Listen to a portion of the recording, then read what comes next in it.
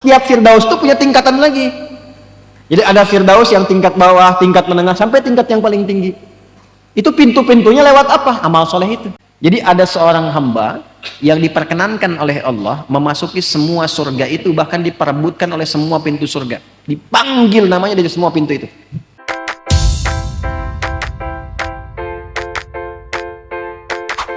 Di surga itu thamaniyatu abwabin, ada 8 pintunya. Minha, diantara pintu itu ar-rayyan, ada yang dinamakan ar-rayyan. La yadkhuluhu illa as-shaimun, tidak masuk lewat pintu itu kecuali ahli puasa, orang yang terbiasa puasa. Itu satu pintu, tapi penegasannya 8 pintu. Nanti ada di hadis-hadis lain, termasuk dalam Sahih Muslim, disebutkan bahwa di surga ada 8 pintu. Nanti faman du'iya min babis shalah, boleh dicatat, ada yang akan dipanggil dari pintu salat. Satu. Jadi kita sudah dapat tadi pintu ar-rayyan ya. Siapa yang masuk lewat pintu itu? Orang puasa. Yang kedua, man du'iya min babis shalah, dari pintu as-shalah, pintu salat. Yang ketiga, man du'iya min babis shadaqah, dipanggil dari pintu sedekah. Sudah? Kemudian faman du'iya min babil jihad, dipanggil dari pintu jihad. Sudah berapa? Satu apa? Rayyan. Yang kedua, salat. Yang ketiga, yang keempat. Nah, ini 4 langsung yang disebutkan oleh Rasulullah SAW. Kalau disebutkan oleh Rasulullah, berarti ini yang pokok. Ini yang pokok. Jadi kalau kita mau dapatkan yang pokok, maka komitmen pada yang 4 ini. Salat jangan tinggal. Puasa latih. Dari Ramadan tambah sedikit sunnah, mulai latihan. Sedekah. Sedekah itu bukan hanya lewat uang. Semua jenis kebaikan yang mampu dilakukan disebut sedekah. Berbagi makanan, besok Jumat mau bagi-bagi. Jangan lihat berapa yang bisa diberikan. Yang penting kita ingin mengamalkan hadis Nabi. Itu. Titipkan. Saya cuma punya kurma 10 misalnya. Bungkus satu-satu, titipkan pada orang yang pakai nasi kotak. Masukin 1. Saya cuma punya air. Nggak apa-apa. Simpan. Masukin tekonya, simpan di situ. Niatkan. Perkara orang minum atau tidak, itu bagaimana Allah menggerakkan dia. Yang penting kita sudah berniat untuk menerjemahkan apa yang Nabi pernah sampaikan. Dan di niat itu kita dihisab. Pahala udah ada. Jadi begitu sudah bikin ditaruh, pahala sudah turun. Tinggal nanti ikhlas atau tidak, itu yang mengurangi atau menambah pahala. 4 bagian ini. Jihad itu berjuang dengan sungguh-sungguh. Ya, nanti babnya naik sampai ke puncak tertingginya. Bekerja itu jihad. Kalau diniatkan untuk ibadah. Ibu merawat anak, menjaga suami dalam kebaikan itu jihad. Sepanjang diniatkan untuk ibadah. Ya, anak-anak sekolah itu kalau disekolahkan di tempat yang baik untuk mengenal Allah, itu jihadnya. Pahalanya banyak. Sampai tingkat tertingginya kalau negara kita memanggil. Ada invasi dari luar, darurat kita harus keluar. Bela negara ini. Jadi yang terdepan. Dan niatnya untuk ibadah. Itulah jihad yang tertinggi. Sampai kita wafat. Dulu kan ulama kita ada resolusi jihad kan. Nah, makanya bab jihad itu bagi orang Islam itu penting. Salah satunya apa? Untuk bela negara. Makanya pelajarannya ketat. Kurikulumnya diatur. Jadi nggak sembarangan. Ini yang harus diluruskan. Ya, jihad itu bukan tembak orang sembarangan, bom orang sembarangan, ini itu. Nah, itu yang keliru. Ya, jadi keras, jadi radikal sehingga muncul Islamofobia, bukan itu. Mesti diajarkan. Nah, yang paling bahaya adalah ketika muncul persepsi, oh ini nggak bagus, akhirnya dihilangkan dari kurikulum. Nggak diajarkan, itu yang salah. Harusnya dibentuk tim, ulama mengajarkan, diberikan babnya. Tentara yang muslim, polisi yang muslim, belajar itu. Sehingga kekuatan untuk mencintai negaranya makin tinggi.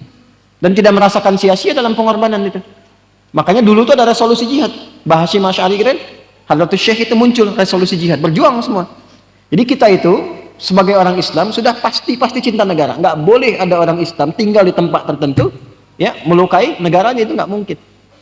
Pasti berbuat yang terbaik untuk tempat yang dia pijak. Makanya nanti kalaupun Anda belajar, nih ya teman-teman nih, yang sudah sukses di luar pulang, bangun negeri ini. Cintai negeri ini, bangun. Karena itu amanah dari Al-Quran. Ya, di tempat yang kita pijak itu yang kita makmurkan. Bangun koneksinya satu-satu. Apapun yang Allah amanahkan kepada kita. Ya, jangan dipecah-pecah, tapi disatukan. Makanya nggak boleh saling terpecah belah. Ya, nggak boleh saling menyudutkan, menjelekkan, ya, atau dibawa untuk terpolarisasi macam-macam. Kita menyatu dalam kebaikan. Doakan orang, ajak, tampilkan yang baik-baik. Itulah Muslim. Beda pandangan boleh, beda pendapat boleh, tapi semua keragaman itu disatukan dalam satu cita-cita yang sama. Kalau kita Muslim, niatkan untuk ibadah, baktikan untuk negeri, tapi niatkan untuk ibadah pada Allah Subhanahu Wa Taala, sehingga dunia pun dikenang secara baik, di akhirat dapat kemuliaan. Jelas? Dan tidak akan pernah ada ulama yang mengajarkan pertentangan, apalagi dengan hukum-hukum negara, apalagi Indonesia. Ya, karena Indonesia itu hukumnya dibuat tidak bertentangan dengan agama. Jadi salah kalau ada yang bertanya misalnya, bagaimana hubungan antara Islam dengan Pancasila? Jawab, hubungannya baik-baik saja, tidak ada masalah. Ya? Nah, karena keduanya nggak bisa dipertentangkan, pasti akan mensupport dalam semua nilai kebaikan. Sila pertama apa? Ketuhanan yang Maha Esa. Nilainya di Quran ada, Qul huwallahu ahad. Sila kedua apa? Kemanusiaan yang adil dan benar. Innallaha ya'muru bil adli wal ihsan, ada dalam Quran. Ketiga apa? Wa'tasimu bihablillahi jami'a wa la tafarraqu. Keempat apa? Wa amruhum syura bainahum. Yang kelima apa? Keadilan sosial bagi seluruh rakyat Indonesia. Balik lagi, ya innallaha ya'muru bil adli wal ihsan wa ta'awanu 'alal birri wat taqwa. Kita sudah punya semua dalilnya. Lalu dilindungi itu oleh pasal 29 ayat yang kedua. Dibawa ke pendidikan, Undang-Undang Sisdiknas nomor 23 nomor 20 tahun 2003. Ya, bahkan dari pasal menimbang poin yang B itu.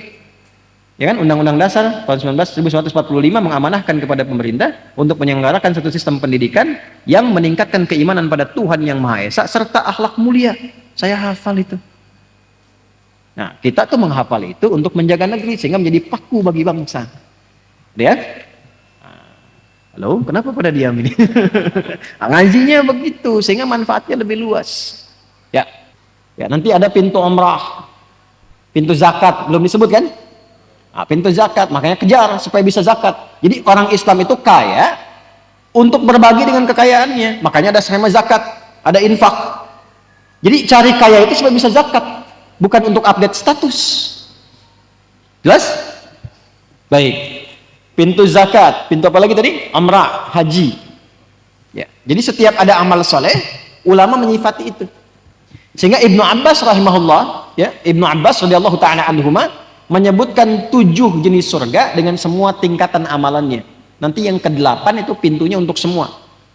Bismillahirrahmanirrahim. Kalimat jannah wa jam'uha wa tankiruha li anna al-jinana ala ma dzakarahu Ibnu Abbas radhiyallahu taala anhuma sab'un. Bahwa jinan bentuk jama' itu ya, ataupun jannah, bentuk jama' dari kata jannatun itu ada 7 tingkatannya kata Ibnu Abbas radhiyallahu taala anhuma. 1, jannatul firdaus, surga firdaus, boleh ditulis. Yang kedua, jannatu aden, surga aden. Yang ketiga, jannatun na'im, namanya surga an-na'im. Yang keempat, darul khuldi, darul khuldi. Yang kelima, jannatul ma'wa, jannatul ma'wa. Yang keenam, darus salam, darus salam. Yang ketujuh, illiyun. Dan setiap di surga yang disebutkan tadi ada tingkatan-tingkatan lagi sesuai dengan amalnya masing-masing. Jadi tadi yang disebutkan pintu salat, pintu zakat, pintu puasa, itu pintunya itu ada di setiap surga yang tadi. Jadi di Firdaus itu ada amalannya. Masuk surga Firdaus itu nanti ada urutannya. Karena rajin sholat, sholatnya khusyuk, meninggalkan lagho yang tidak bermanfaat, rajin zakat, pintunya ada. Nah, setiap Firdaus itu punya tingkatan lagi. Jadi ada Firdaus yang tingkat bawah, tingkat menengah, sampai tingkat yang paling tinggi. Itu pintu-pintunya lewat apa? Amal soleh itu. Sekarang pilih dulu, mau masuk surga yang mana dari 7 ini? Yang mau Firdaus angkat tangan. Good. Surga Aden angkat tangan. Illiyun, Darussalam. Kalau bisa angkat tangannya semua. Kan yang ke-8 itu kan pintu ke-8 yang kesemuanya. Jadi ada seorang hamba yang diperkenankan oleh Allah memasuki semua surga itu, bahkan diperebutkan oleh semua pintu surga, dipanggil namanya dari semua pintu itu. Sampai Abu Bakar radhiyallahu taala anhu berkata, ya Rasulullah, adakah yang mendapati panggilan dari semua pintu itu? Naam, kata Nabi, ya, dan aku berharap engkau bagian dari itu. Nah, setidaknya paling minimal masuk surga lah gitu kan. Paling minimal paling minimal masuk surga.